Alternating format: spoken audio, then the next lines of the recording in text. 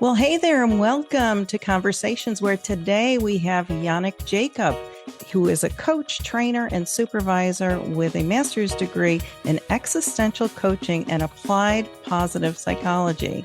He is part of the teaching faculties at Cambridge University, the International Centre for Coaching Supervision, and he's the course director of the School of Positive Transformation's accredited certificate in integrative coaching. Yannick presents at conferences internationally, and his book, An Introduction to Existential Coaching, was published by Routledge. Committed to helping other coaches be the best coaches they can be, Yannick founded and hosts Yannick's Coaching Lab, which we're going to talk about, which gives novice and seasoned coaches an opportunity to witness experienced coaches live in action. He's a podcast host, which we're going to add those definitely to the show notes so people can connect that way with you. And for all you strengths enthusiasts, Yannick leads with adaptability, strategic, relator, communication, responsibility, and woo. Yannick, welcome to the show. And where in the world are you today? Kelly, thank you so much. It's a pleasure to be here. I'm in Berlin at the moment. I'm based here now, so yeah. I'm always elsewhere. Home is where you are, I guess. It sure is. Yeah, I love Berlin. Great vibe, great city. If anybody hasn't been, I really invite to soak it in. I would love to visit. I really would. My mother's been there, and I would love to visit someday. So I will look you up, and we can connect. Well, I reached out to you. I saw you on LinkedIn, and it was something around ethics. And that really piqued my interest, especially as a coach. And I know that there can be times where it's a sticky place when we think about ethics. So I'd love for you maybe just to share a little bit about what ethics means to you in coaching and why that's important for coaches. Yeah. There's a quote I really like about ethics, which is by Michael Carroll, who wrote a lot about ethics. And it goes, much is revealed about a person's, I would say a coach's character, that by what appears or doesn't appear as an ethical decision. And to me, that has been so true, right? What's an ethical decision? Well, essentially, we're talking about what's right, what's wrong, right? If we have it in that polarity. But everybody who's been thinking for 5 minutes about what's right and what's wrong probably realized it's a bit more complex than that. You know, very often there's a huge amount of gray, or it just depends on the context. It can be very challenging to navigate. And then also, by what standards do you decide right and wrong? Is it the law? Is it morals, culture? Then culture isn't necessarily the area where you live in or the country you live in, the part of the world, but the house down the road has a different culture. The team next door has a different culture. The classroom on the other side of the hallway has a different culture. This friend group has a different culture to that friend group. This coaching relationship has a different culture to that coaching relationship. So, it's really very tricky to navigate what's right and what's wrong, what's the right thing to do here. And I think one of the things I want to say straight from the bat that I think is really helpful and also makes things more complex. So sorry, and you're welcome, is that ethics isn't a set of rules to follow, like the ICF's Code of Ethics or, AC, MCC, every professional body subscribes to a code of conduct, that gives you some guidance on what's right and what's wrong, what you should or shouldn't do in coaching. But I think it's only helpful as far, right? It can offer some guidance. It gives you a bit of an idea. It draws a bit of a landscape. But once we're in the messiness of everyday coaching scenarios, it can get tricky. So I think thinking of ethics as a set of questions you need to ask yourself, rather than a set of rules to follow, is super helpful, because that makes coaching a continuous inquiry. And that's why, I've been flying the flag for supervision, and I'm enjoying the coaching lab so much, because you get to dive into these situations and reflect and explore why certain decisions were made. And I love asking questions that invites a coach to consider why they have made certain decisions when, back to the Carol quote, maybe they hadn't even thought about that was a decision. Maybe they hadn't recognized that they were making choices here. They just kind of intuit from one moment to the next, as we often do as coaches. So slowing down, maybe rolling the tape back a little bit and thinking about, what have I done there? What am I left with? What choices do I make? Where did these choices come from? The more we do that, the more we create a foundation of ethics as a coach. Maybe even work on a set of ethical principles that we follow. And that makes us so much stronger and so much more confident as coaches. And the quality of the space that we hold when we are grounded in that kind of framework, in that kind of principled set, it's very powerful. And there's an ease and a groundedness and a quality of space that is just lovely to be in the presence of. So I think it serves our clients and all the stakeholders in coaching. And absolutely. Don't get me going, right? Yeah, no, I think it's terrific. And those are definitely, words of wisdom. And before I move on to what was sparked, I do want to say that if coaches have not been ever in supervision, it is such an amazing place to be, and to find out more about yourself, and to have people who are aligned with you, whether it's, one-to-one supervision or in a group supervision. Really important for coaches to be able to step into that. And that's something that I had never even thought about until I started with teams. But individual coaches, co-coaches, team coaches, definitely. So I'm just making a plug for supervision because it's important. Yes, we need many more plugs for supervision. That's also one of Yes. those things where I'm like, well, how can this not be on the radar of every single coach? But, different cultures. And That's also, right. that's why I've been so happy to see the work. And I think this is how we connected, right? Through the Coaching Ethics Forum. Because the work that Wendy and Smith, for example, David Clutterbuck, a number of others have done a lot in this space. And Wendy's been telling me it's been exploding in popularity, right? They put on a conference and they had like hundreds of people running their door in, where before, just a couple of years back, would have been like 60, 70, 80, and now there's a whole global community that engages not just each other, but also a much wider community of coaches in ethical reflection. So Absolutely. a couple of new books on the market, there's communities out there, there's reflective spaces, lots more supervision, drop-in sessions. So there's plenty of opportunities to really hone in on your ethical framework. And I hope that a lot more coaches follow that call. What are you finding in supervision, or just in your day-to-day, even you as a coach? Are some maybe things that people aren't thinking about that are ethical decisions, or things that maybe can position a coach into a better ethical position with their coaching practice? Yeah, so there's a lot, right? So um, some things. The first thing that came to my mind was it's true.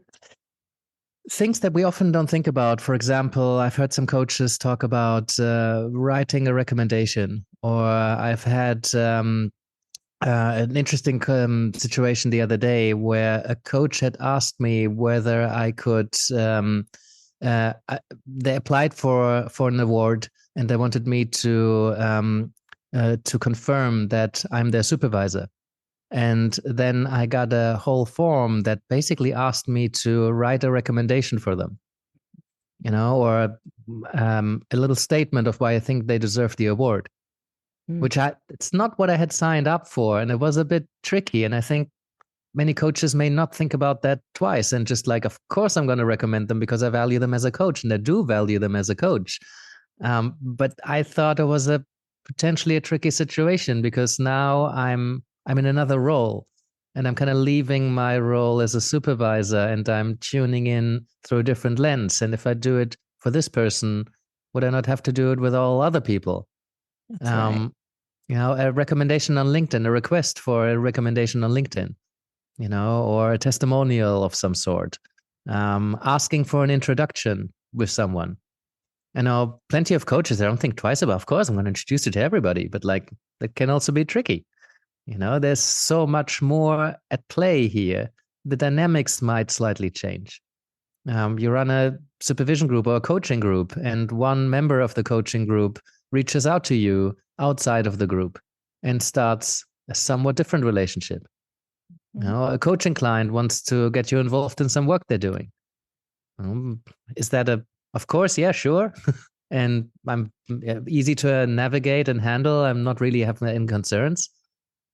But, have you thought about the implications of leaving, the agreed coaching space? At which point do you need to recontract? At which point do you, just super simple, clients asking for some advice and you happen to have some good advice. But the agreement was for a more facilitative coaching style where you hold space.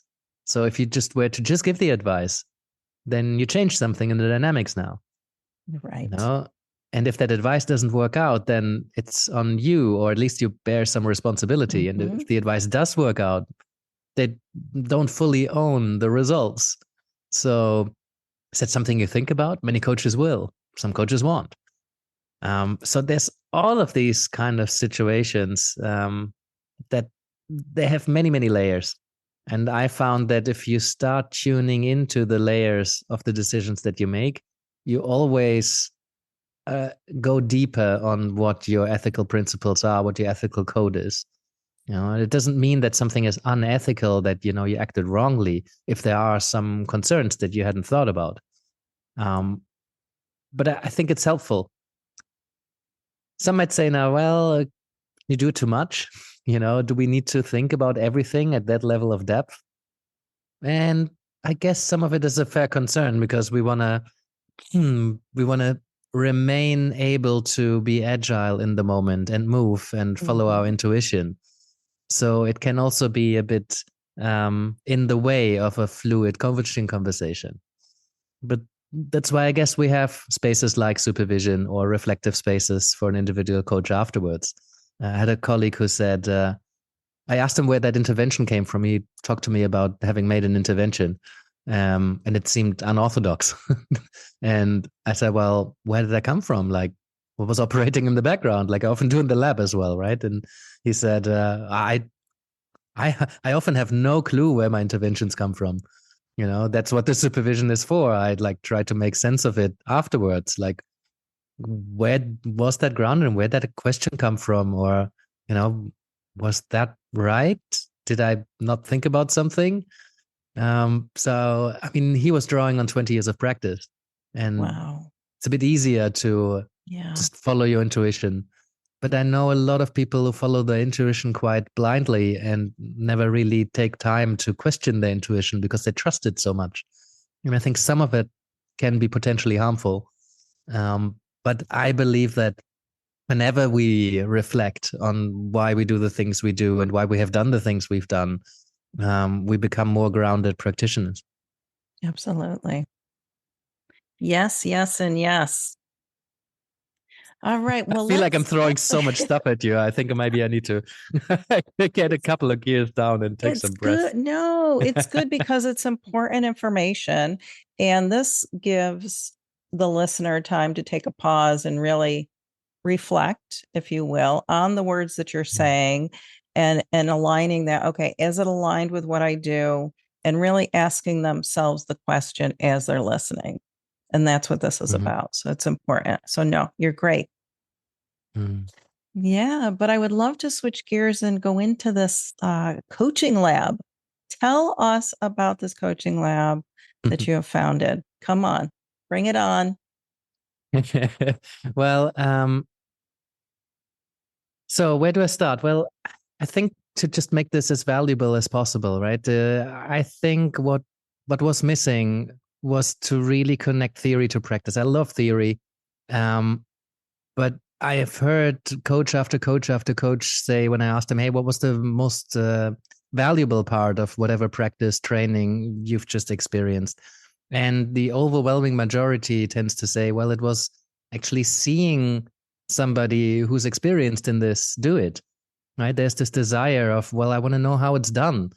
And I think most coaches in training, they get to see a lot of their peers coach, and they get to coach a lot of their peers, but everybody's just starting out. And then there's maybe a short demo by an experienced trainer, but it's a very artificial kind of setting. And everybody's a coach, and it's often quite kind of softball coaching sessions, and everybody just looks at what's the positive, and everybody's new to this. So it's difficult to be critical from a position of not knowing anything about what's going on there. So what do? I went to YouTube and other places to just see what's out there. And it was, most of it is kind of disappointing. So often you learn a lot from a coaching session that isn't done well, or where it just doesn't really work. And sometimes we have that in the coaching lab too. It's a lab for a reason, right? But I think it's that reflective space afterwards. And I kind of ties it back in with supervision and reflective practice and ethics, So I wanted to have somebody coach for a whole session, 45 minutes. Could argue that longer would probably be useful, but also the event is already 3 hours long. So full session, let's call it that, 45 minutes, and then have another 45 minutes to really take it apart, to be critical. I like being critical. Maybe it's my German roots, but like I like to believe I'm gentle, but also inquisitive. I think the most elegant way to challenge someone is curiosity. And I'm really curious about, hey, where the hell did that question come from? What theoretical model, if any, was operating in the background? What was going on during that silence? It's like, how did you experience that silence, client? Well, now, like, I got the feeling that you got a bit annoyed at this moment with the coach or with the question. I don't know what it was. Like, do you remember that moment? What was going on for you? So good. Would you share your notes? What did you write down? This is so you really get an inside look under the hood of what experienced coaches do. And I think that's so rare, right? We then go practice, play out a new technique, try something out, even as a very experienced coach. Like, when do you get to try something out, an experiment? Like, maybe not with a paid client, especially if you're at a level where you get paid quite well. Maybe you don't want to try out the strength model that you've just learned about in a CPD. Maybe that feels inappropriate to try it with a new client. You're not quite confident with it, or, everybody has that with a new model, new approach. It feels clunky at the beginning. Then you internalize it. But it takes some time to try some new things out. So I tell all the coaches that come to like CPDs, even very experienced one, where I just get a practice client. But I have a feeling that very, very few actually get a practice client for free or for a very low cost, with the understanding that I'm going to try some things out and I haven't tried before. I think people don't really do that. And so having a space where you can just try something out, see how it lands. And if the whole thing explodes or does nothing, then sometimes we learn the most. That's where the science lab character comes from. Sometimes in an experiment, we make sense of why nothing happened. And that's how we learn. Yeah. Right. So never quite know what's going to happen in the lab, but we're going to see someone do a thing. I even moved away from do your thing, because it implies that coaches have a thing, and I think some coaches do. They have a niche, they have an approach or a methodology, but most coaches, I find, especially at experienced levels, they adapt to what the client needs in that moment. Then yes, I get asked to demo existential coaching, but then sometimes I start talking to a client and we have a conversation, and there's an existential lens I'm bringing, but it's not really existential coaching because it's not what they need right now. So we had a somatic coaching session, and the client said they wanted to go into their body and work with it. But in practice, they just didn't do that. Every time the coach gently invited them to pay attention to what's going on in their body, they went straight to a cognitive level. And so they didn't really push them into the body because that felt unethical to the coach. So after a couple of gentle invitations, they just went with the client. And that was turned out not to be a somatic coaching session. And just making sense of what just happened. What the hell just happened? It was really eye-opening, and you learned so much about the coach's ethical stance, how they made decisions, when to push, when not to push, what kind of techniques they had considered that weren't even spoken or invited.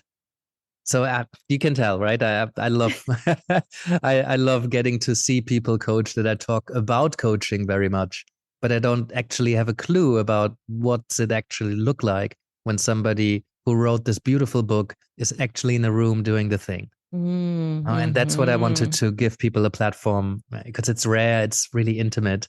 It's such a privilege. Mainly for me, I think I'm probably the most excited about this because well, there's nothing wrong with that. You need to be passionate about what you're bringing into the world, and that radiates to others. And so I think it's fantastic. When did you start this?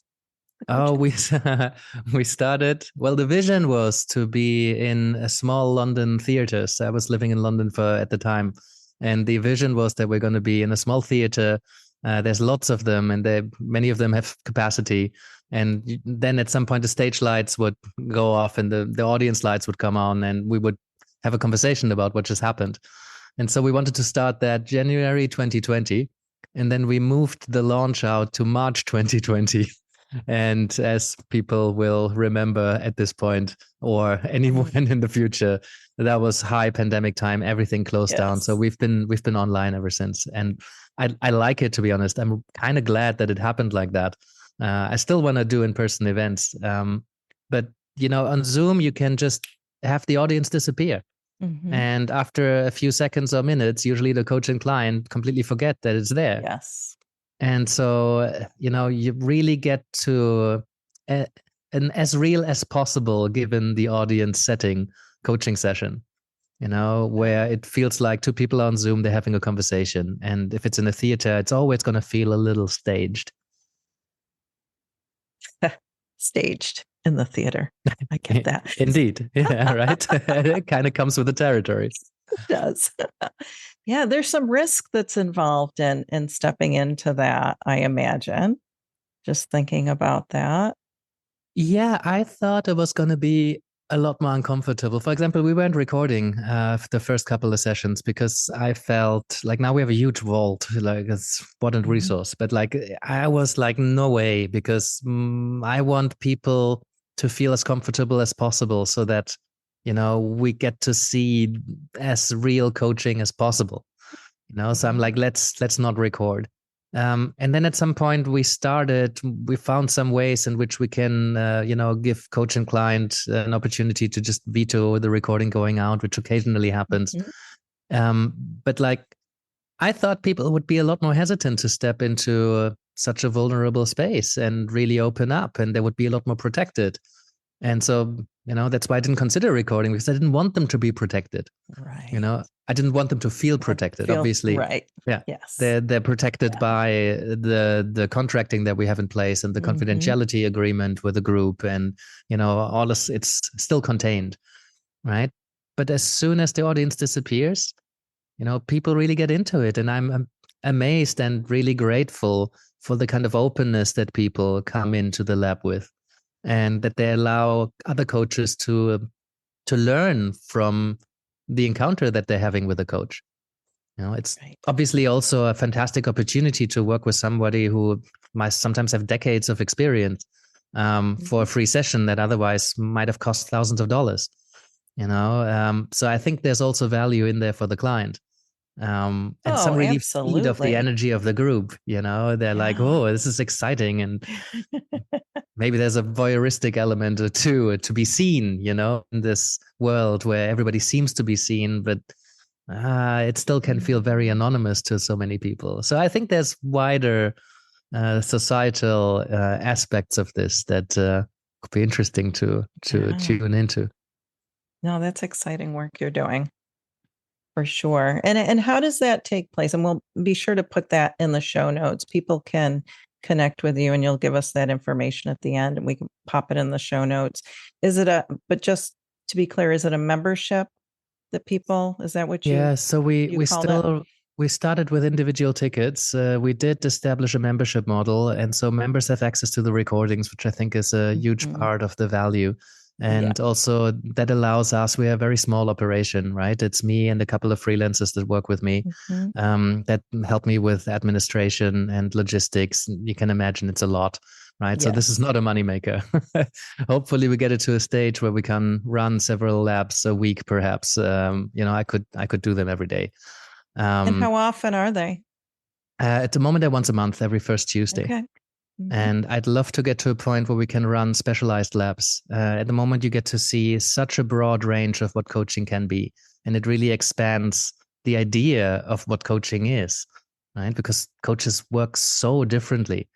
I mean, some just really lean into the mentoring or consulting element or psychoeducation. And so we have some coaches who really just move into a teaching mode and just own that because really there's no rules about what you can and cannot do in coaching. So, ethics come back here. Right. Yeah. And Others, the whole contracting, as you said earlier, or yeah, recontracting, and that I can know. happen on the spot. Oh yeah, some contract a lot in the beginning, and others just dive straight in. So it's always fascinating to me to what extent people do or do not contract at all. And you know, Mhm. if you have somebody very experienced, like some of them, I asked them questions and they hadn't considered it, but usually they know what they're doing. They're doing it intentionally. So it's really interesting. So sometimes we had sessions that I'm like, well, that was a therapy session, wasn't it? What made this coaching? And to see the different perspectives on the line between coaching and therapy, or coaching and Mhm. mentoring, or consulting, or teaching, or just being a friend, or just Yes. guiding someone through a meditation. So we've seen all of the styles, which is great. So, I always want to keep that going. But I'd love to have an existential coaching lab, just 12 existential coaches over a year, really hone in on the craft, positive psychology coaching, leadership coaching, Yeah. performance coaching, nutrition coaching, there's a Mhm. million different kinds of coaching. I And so you see could that really growing. get the community together of that particular community of practice, right? Is a word I got introduced to a little while ago. And I love that as a framework for it. A community of coaches that comes together who are committed to working at the top of their game, who are Mm. committed to growing and expanding their practice. Now, the idea of how it's practiced. And I think if we bring niche coaches together, it has a special energy. At Yes. the moment, we bring coaches together that just love to expand their idea of coaching. You always pick up a new technique or something from any coach that you watch live. But yes, that's where I see it going. And for that, a membership system just really works because then we're not so Yeah. busy marketing every event. Right. People commit to being a part of that community of practice. Mhm. That is fantastic. Well, we're going to shift again because you've used the word, and I know that your education is around existentialism, and so I'd love for you maybe to just unpack what that is, because I know that some of the listeners, they may say yes, maybe they've heard it, maybe they haven't. So, what Mhm. is existentialism, and what is that when we look at that through the coaching lens? Mm. I always have to smile a little bit when I think existentialism in a nutshell because it's I it's view. com- yeah, it's complex. I think I'd like to believe over the years I kind of got okay at narrowing it down to the essential of what it is. So essentially, existentialism as a branch of philosophy, it's a philosophy of human lived existence, of the experience of existing, the experience of being human, right? Being human as well. What do we know about being human when we strip all of the kind of labels away, right? When you just think about being there, that's what Heidegger, Sartre, Albert Camus, there's Søren Kierkegaard, Friedrich Nietzsche. There's a lot of these philosophers that started thinking about what does it mean to just be there. Not be a coach, not be German or American, not be right wing, left wing, Republican, Democrat. It's like if you strip all of that away, man, woman, like parent, what's left when you're just there? That's the human condition. And the human condition is characterized by anxiety, not the kind of anxiety that you get maybe ahead of a presentation or public speaking gig, but the existential anxiety, the anxiety that you get as a result of just being human in a world with other humans. Now, it's characterized by certain tensions, by certain conflicts that nobody can escape unless they stop existing or they continuously keep themselves busy and distract themselves from the human experience, right? You have that people after, 20 years of work, they're like, oh, who am I now? Whatever, where did all of this time go? Just keep busy. So when we become still, sometimes we notice it bubbling up, and then often we distract ourselves with something. So, for example, we like to not think about endings, temporality, death as perhaps the ultimate ending, at least as far as we can know things. Whether what you believe is about what comes after death or not. I know I'm talking to someone with a particular perspective on this, but it doesn't matter so much what you believe comes after. What we know is that it's a significant ending, perhaps the most significant endings of all. Absolutely. Maybe it's just black, or maybe there's some sort of paradise, maybe there's some sort of afterlife, but it is a significant change in human experience. And endings are everywhere. It's not just death, but everything is temporal. We always move into different phases. Every change process requires an ending and a new beginning. So endings are part of the fabric of human existence, and we need them because, deadlines help us to get shit done. And, right. So many people rely on them, but also they cause some anxiety. We don't really want to focus on things ending, especially when they're nice, but it offers meaning and purpose to our life. It does something. So we have this paradoxical relationship with endings. Same thing with relating to other people. Sartre wrote that hell is other people. We naturally compare ourselves to others, but we're social animals. We need the group. We couldn't survive without the group. So we love the group, we hate the group, we need the group, and it's causing us so much pain and suffering. So it's both, and it's paradoxical, it's tension, but we feed off that tension. Absurdity, meaninglessness, it's the third kind of existential given. If there is a meaning of life, we couldn't know. We can have faith, but we can't know it. Right. We can create meaning in our life. We can choose things to be meaningful. We can create meaning in suffering. But an overarching meaning to our existence, the best we can do is believe in it. So existentialists have argued that, well, there's absurdity in life that is just one of the givens. There's meaninglessness. We cannot make sense of certain things, at least not with certainty. So that's part of the human existence. We are meaning-making machines. We always make meaning. We always make sense of things quite naturally. Right. But we cannot ever be sure whether that's correct meaning. So many different that's meaning structures. What I believe is right, somebody else thinks is despicable. What saved the children from cancer? Are you crazy? Have you thought about overpopulation? Okay. Some people say we need war and destruction because that is a natural way of balancing out the production. So, it's important that we're fighting. Like, I'm not sure I think about that, but I could see the argument. So, and then freedom. Freedom is often hailed as this uber positive thing that everybody should be striving for. But you give someone way too much freedom, and they're going to experience what Søren Kierkegaard, one of the first people who wrote about existentialism, Danish philosopher, talks about as the dizziness of freedom. Very simple experiment that was done once. You're in a supermarket, you offer people a free marmalade, free jam. Right? You offer them 3, people leave happy. You offer them 23, and many leave. The majority leaves with, oh, there could have been a better choice. Oh, have I chosen correctly? Have I made the most out of this opportunity? Oh, they can't.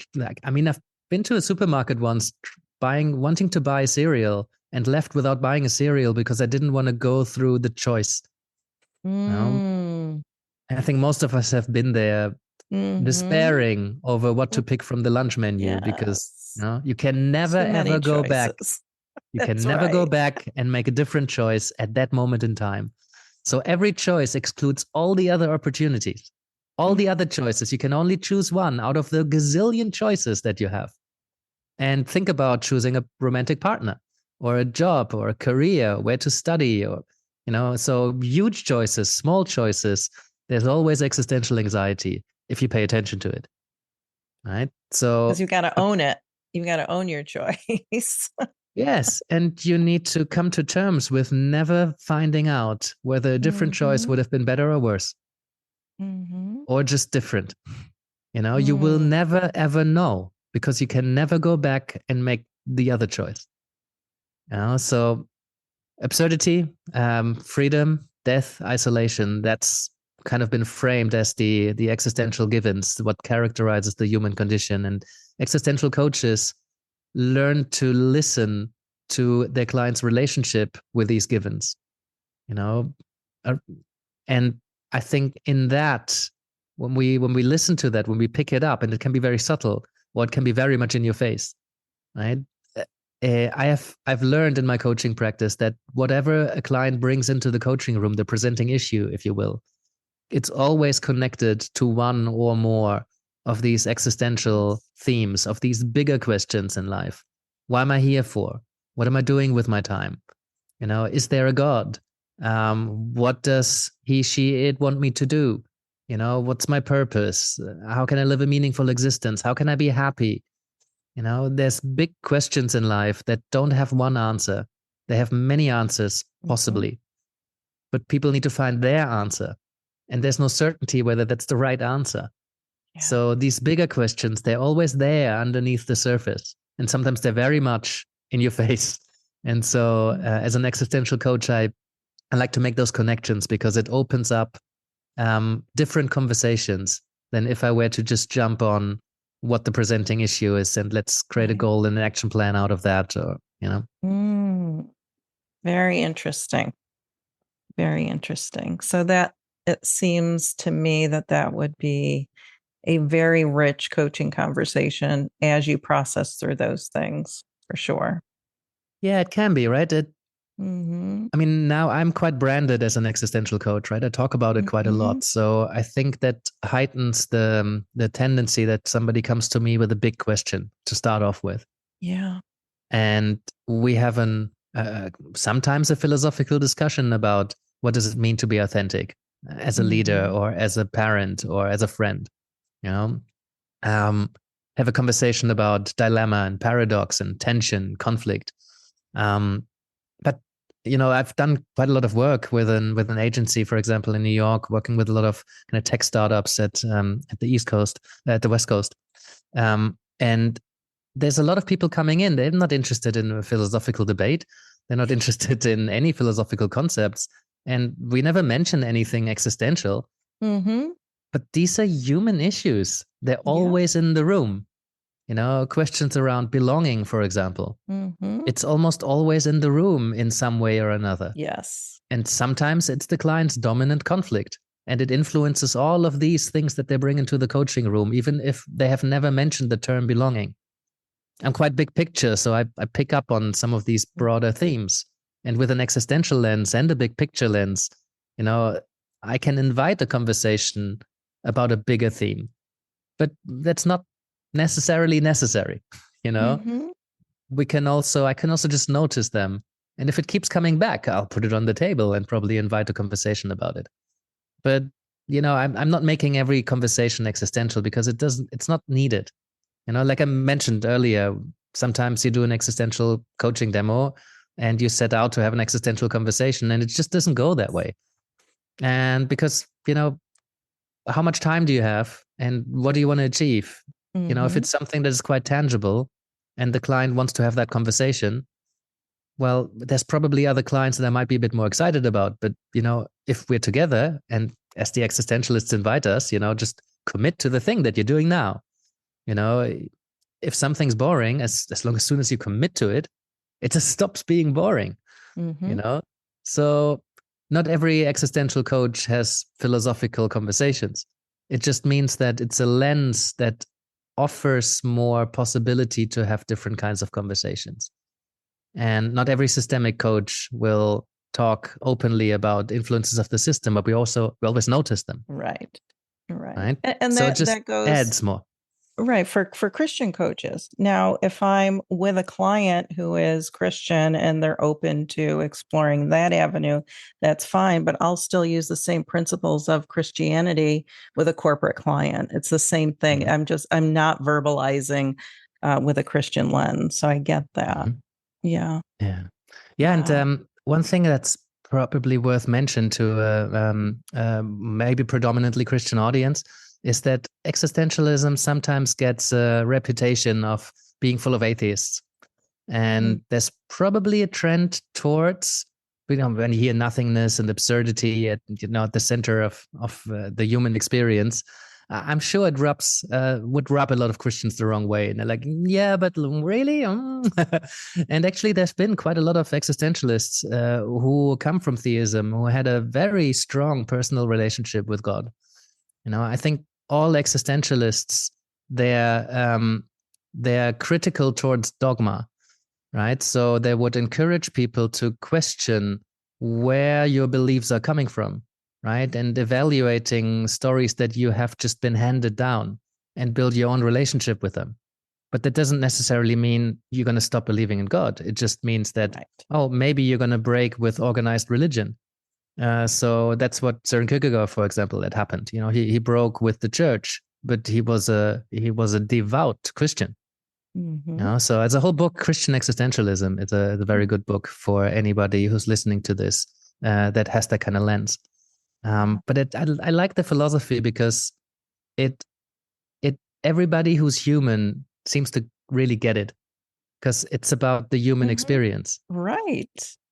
But it doesn't tell you this is a right or wrong way to live. It just means, it just invites us and encourages us to question, to doubt, to be critical, to, create your own thing. Even if you are critical and you're doubting and you're questioning, and then you arrive exactly where you left off. At least now it's sunken in and you've challenged it and you decided that this is something I can own, and the experience of having gone through a process like that doesn't necessarily mean you're making a lot of changes in your life. But it means now the experience is one where you really own your life and your decisions. And you own the risk, you take a responsibility for the choices that you make, rather than life happening to you. You're now there you're the captain. And some things there, we call it facticity. You can't choose which language you're going to grow up with. You can't choose some of your physical features. I mean, you can choose a lot of physical features nowadays. Yes. Modern surgery. But, there's certain things you just can't change. And coming to terms with that is really helpful. So what can I change? What can I not change? And then owning responsibility for our choices. What have I chosen? What have I chosen not to choose? Where have I chosen to not take any action? Where have I chosen to sit back and see how things play out? That's a choice. So you chose not to choose. And just that frame is really helpful. And to me, it helped I could take all of these coaching tools, interventions, questions, lines of inquiry, models, and integrate them into an existential grounding, right? Because existentialism offers a way of understanding my relationship with myself and with the world and with others. And within that, it's quite fertile ground to draw in my positive psychology background, for example, or draw in something from psychodynamic, or draw in something from TA, or, a systemic we mentioned, or there's so many coaching approaches out there. It's compatible with quite a lot of them and in conflict with some others. But I love that as a foundation because I feel at home there, and it allows me, it's solid enough to work as a foundation, and it's flexible enough to allow me to evolve. Wow.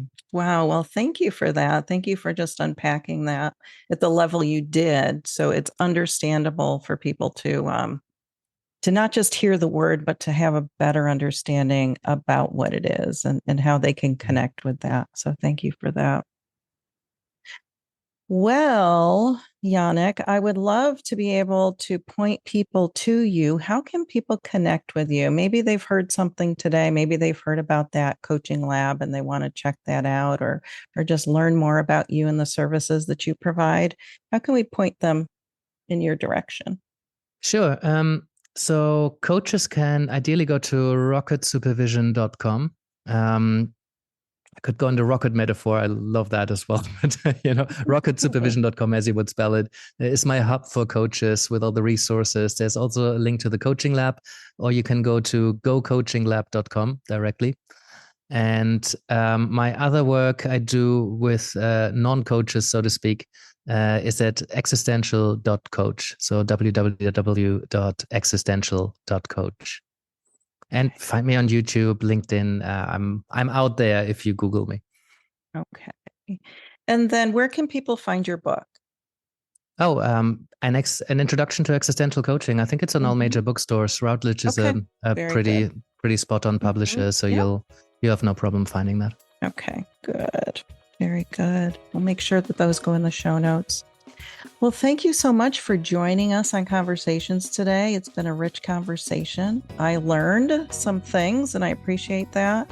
And I love that we kind of went around the block with quite a bit of information during this session. So thank you for that. Brilliant. Kelly, thank you so much for the platform. Really appreciate you being here. And I feel there's so many questions that I could ask you. So I think we might need to have another one of these because I feel there's a lot more that you could offer in response or in dialogue, and coaches love dialogue. So sometimes I fall into this interview mode where you give me the right question and you just witnessed it. I just kind of go for a while, especially when it's a complex concept. Yeah, it is a complex concept, but you were able to break it down, and I appreciate that. It's important, especially for this platform, for people not to, things can be pretty lofty. And so it's important, the work that I do. I'm a very simple person. I don't use big words. I like things broken down so I can understand them, and then I can explain them better to other people. Mm-hmm. So I appreciate you. And until next time, you keep doing great things, and we'll see you soon. Thank you. You're welcome.